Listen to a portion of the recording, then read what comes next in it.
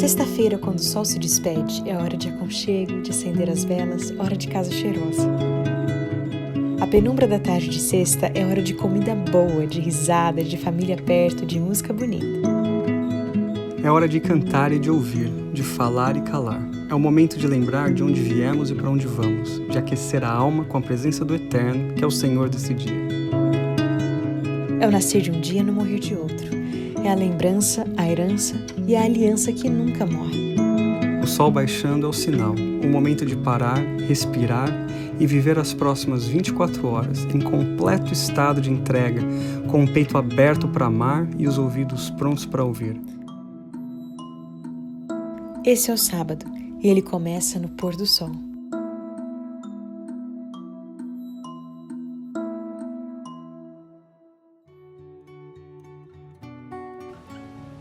Bem-vindos a mais um Pôr do Sol. Ainda estamos conversando sobre os heróis da fé que a gente pode encontrar no livro de Hebreus capítulo 11. Semana passada a gente teve um Pôr do Sol um pouco mais dinâmico, com a Olivia, né, fazendo sua participação não verbal, mas tentando conversar com a gente no colo, desconcentrando algumas das pessoas que assistiram, desconcentrando a gente com sua fofura, mas hoje ela já dormiu, então somos só nós mesmos.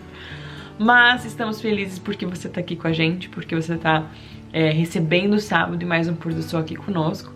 E a gente vai conversar hoje sobre um personagem maravilhoso, tem uma história linda, tanto de antes de nascer como da infância, e enfim, é uma história muito bonita.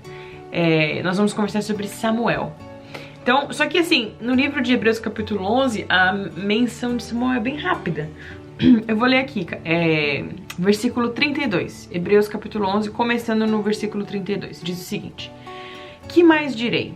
Não tenho tempo de falar de Gideão, Baraque, Sansão, Jefté, Davi, Samuel e os profetas. Eu acho muito bonito isso. Os quais pela fé conquistaram reinos, praticaram a justiça, alcançaram o cumprimento de promessas, fecharam a boca de leões, apagaram o poder do fogo e escaparam do fio da espada. E é essa a segunda parte. Da fraqueza tiraram força, tornaram-se poderosos na batalha e puseram em fuga exércitos estrangeiros. Ou seja, todos esses fizeram todas essas coisas que são extraordinárias pela fé. O que a gente pode começar falando sobre Samuel? Porque tem tantas coisas na vida de Samuel que mereceriam, né, um programa, mas aí a gente teria que fazer uma série sobre Samuel, que não vai dar. A gente vai falar hoje, na verdade, sobre a infância de Samuel.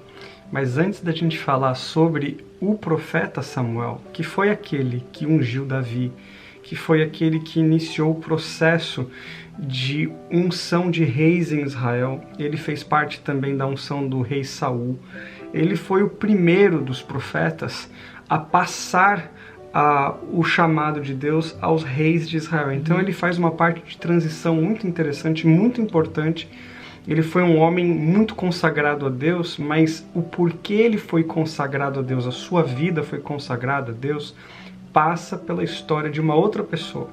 Antes que houvesse esse homem consagrado a Deus, houve uma mulher, uma mãe, que consagrou um filho a Deus. Ana, sua mãe, a mãe de Samuel. Então a gente vai falar hoje um pouquinho da história de Ana, à luz também do filho do profeta Samuel. É interessante você falar sobre Ana, porque Samuel está sendo mencionado aqui em Hebreus capítulo 11 por causa da fé, mas a primeira que teve fé foi Ana.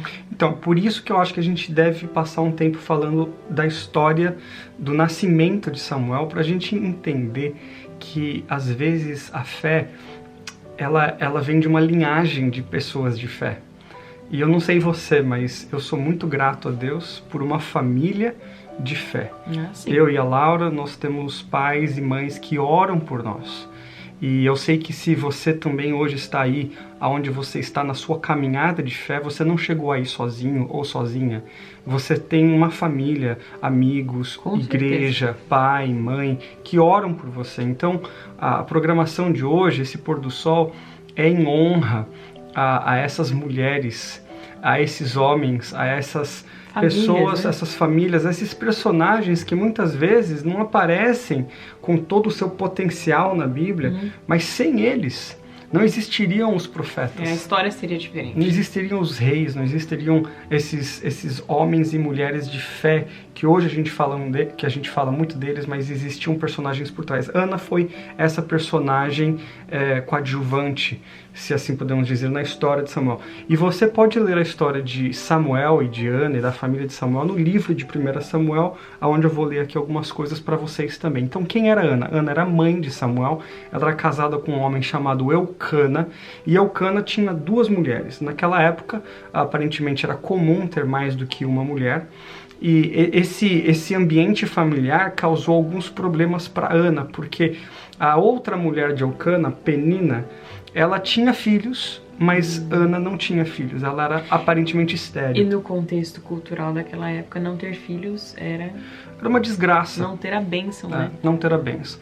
E ela, por muitas vezes, rogou a Deus, pediu a Deus para que Deus pudesse abrir o seu ventre e ela pudesse ter um filho.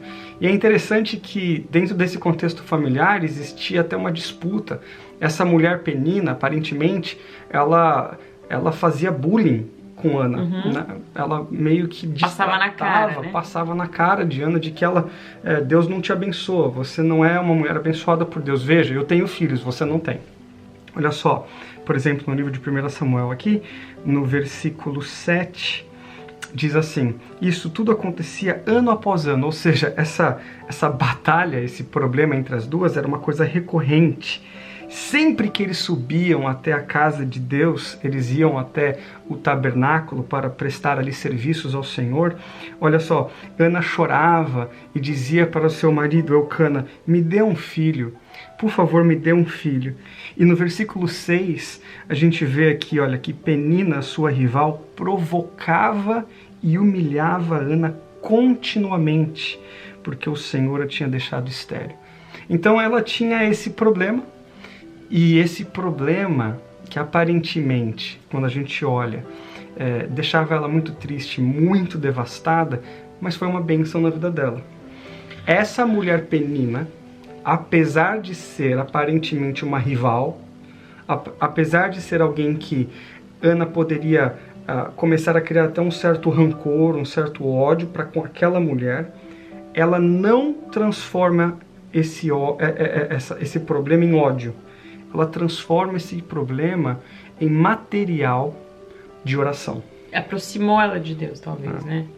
E enfim, ela começou a colocar isso como um clamor perante Deus. E o que é mais bonito é que primeiro que ela não desistiu, porque a Bíblia fala, isso acontecia ano após ano. A gente não sabe quantos anos, mas imagino que muitos, para ela ter um clamor assim tão, enfim, visceral.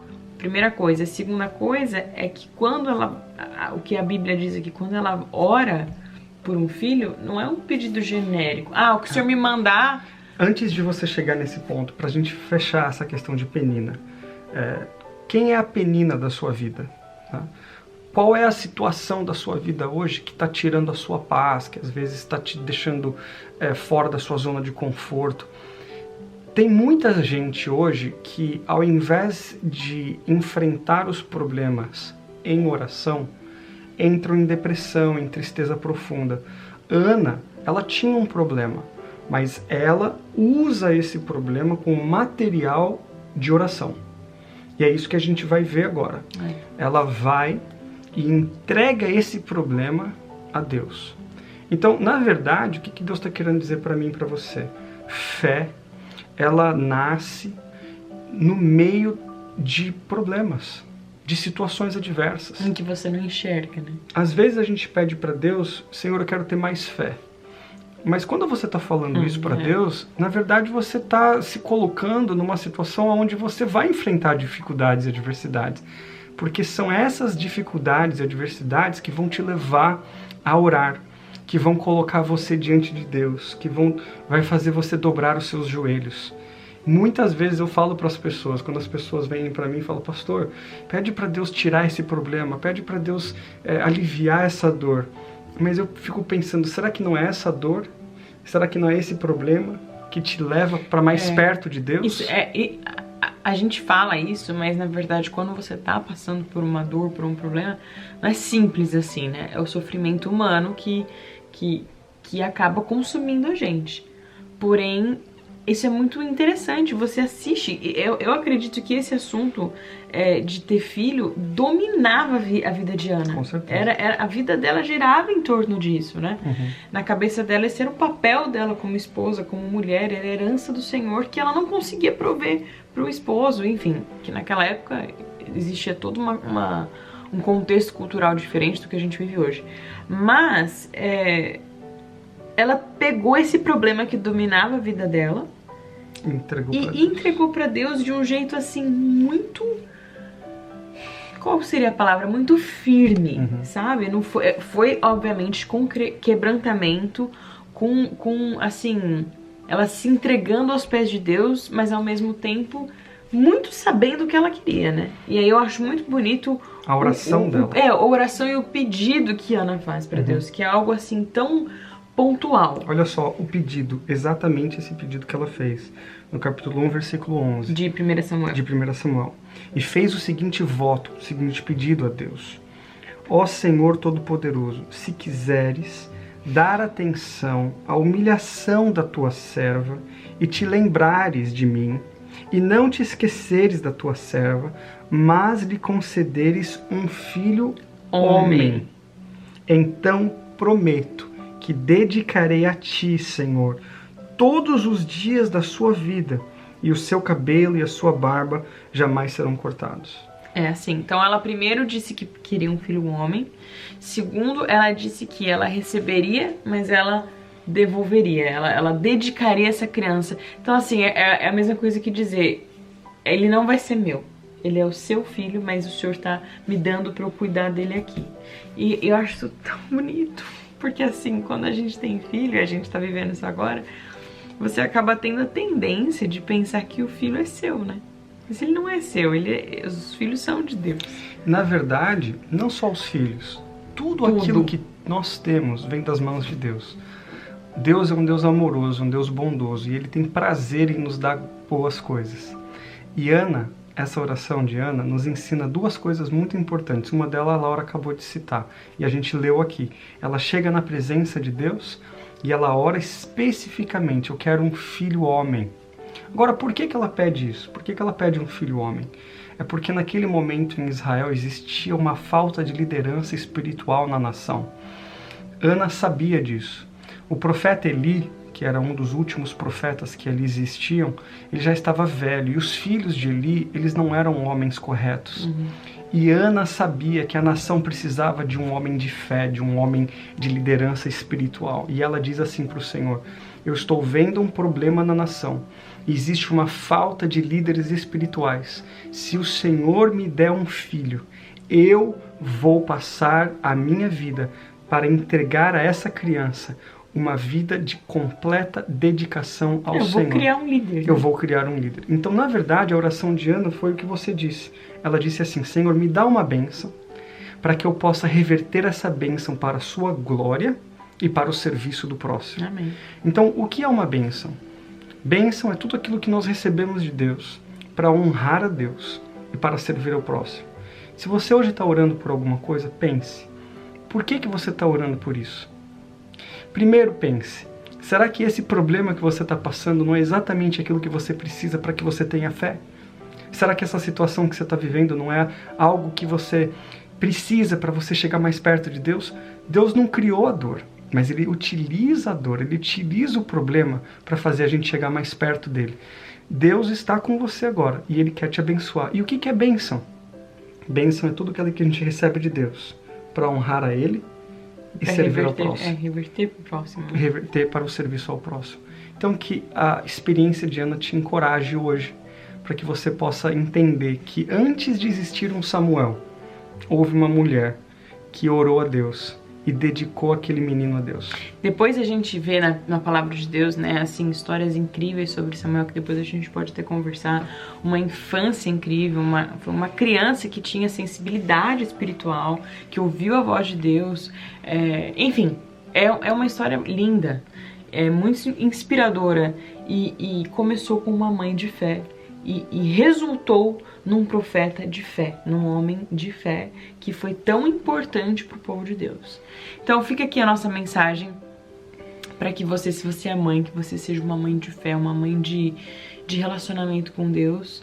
E, enfim, mas isso também se aplica a todos nós, né? Que a gente realmente tente ter um olhar um pouco mais aberto para as adversidades que às vezes nos assolam e que podem nos quebrantar, mas que também podem ser ferramentas para nos aproximar de Deus e fortalecer a nossa fé.